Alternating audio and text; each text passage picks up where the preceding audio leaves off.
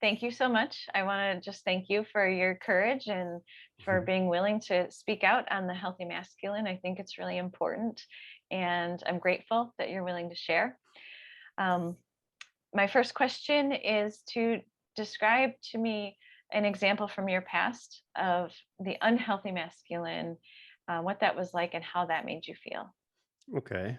So basically, what I remember from childhood is just my dad being like an overwhelming presence in the house. And my memory of that is just like it's always fear based and Mm, it was always his way.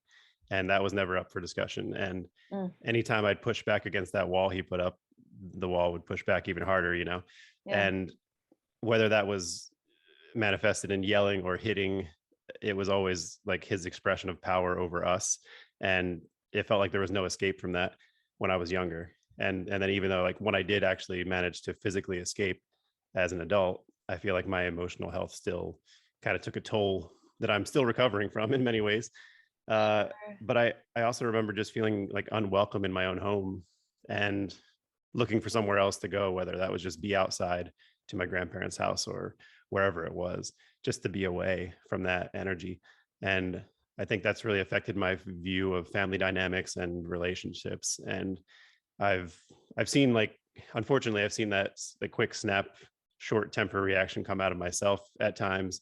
Sure. And I hear my dad's voice coming out of my mouth, and it's like it scares me and it disappoints me more than anything. And it Yeah. makes me like look at myself and be disappointed in myself about that. I decided, I always said I would never be like that. And it's something I'm happy to say that I've really improved upon, but it's still just always a work in progress and something that always kind of stays with me. Yeah. Yeah. Thank you for that example.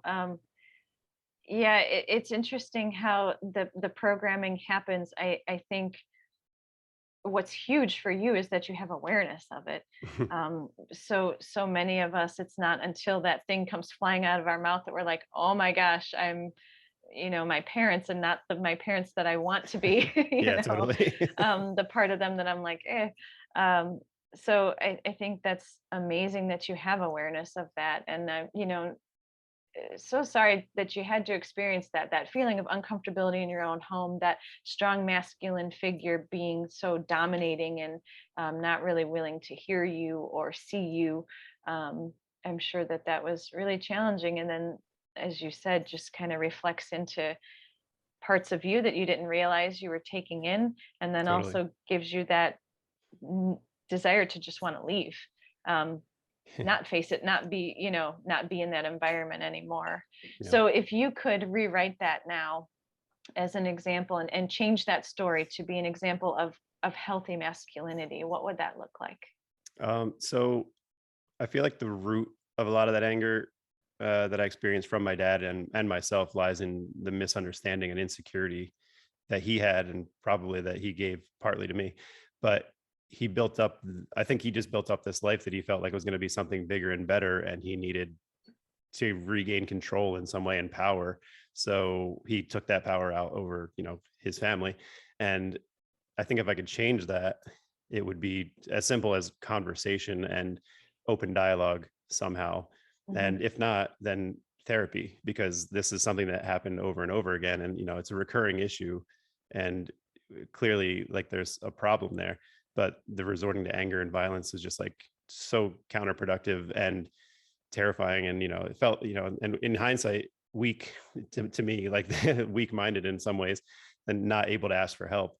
But maybe that, I don't know if that was the way he was brought up or what, but being able to speak freely and get my full thoughts out before I was silenced or, told to go to my room or shut up or hit or whatever it was, I think that would have opened up, I mean, it literally would have opened up the dialogue, but I think that would have opened up a relationship between us that may have continued, ongoing. And I think that kind of would have fostered some kind of peace between us, I guess. It's kind of weird Yeah. talking about your dad that way, but Yeah. I guess, but I think it also would have changed my emotional relationship with the world and what I think like families and relationships are supposed to be like.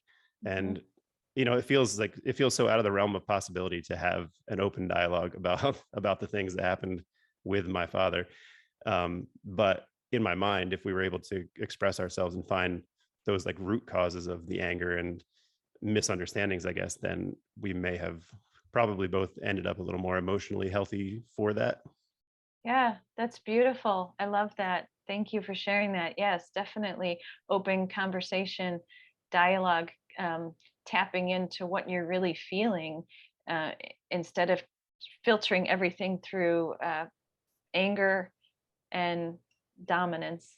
Being able to openly express is huge, because then we'll Definitely. dive into some of those other emotions, and a safe place to do so, Yeah. right? Because And while I'm playing armchair psychologist with my father, I can say that I feel like he definitely had this expectation of me to kind of carry on his what he wanted in his life and be the sports star, in high school and everything. And I had no interest in sports. And I don't know if that was because he did and I was pulling away from him in any way I could.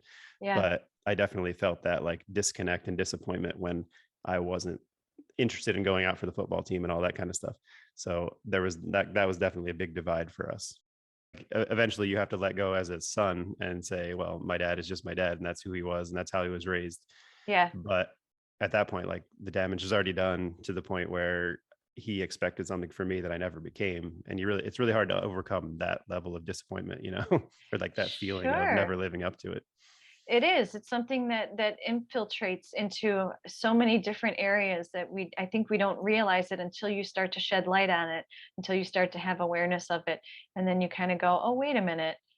Why am I feeling this? Same feeling, But Yep. once you realize that, then you can start to heal and do that work of realizing, hey, I am enough. It is okay. I'm actually Yeah. okay with not loving sports, I'm Yeah. okay with who I am. I'm okay with my passions.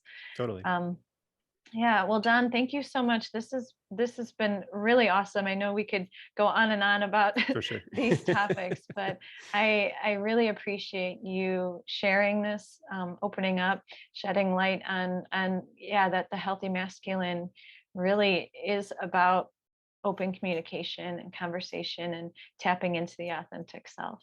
So Yeah. Thanks thank for you having me, very Alyssa. much. Thank you for watching Men Rising in Minutes. You can read more on this topic in my book, Men Rising, The Healthy Masculine. Grab your copy on Amazon and Barnes & Noble, and please leave a positive review if you love it. And I am wishing you a beautiful day.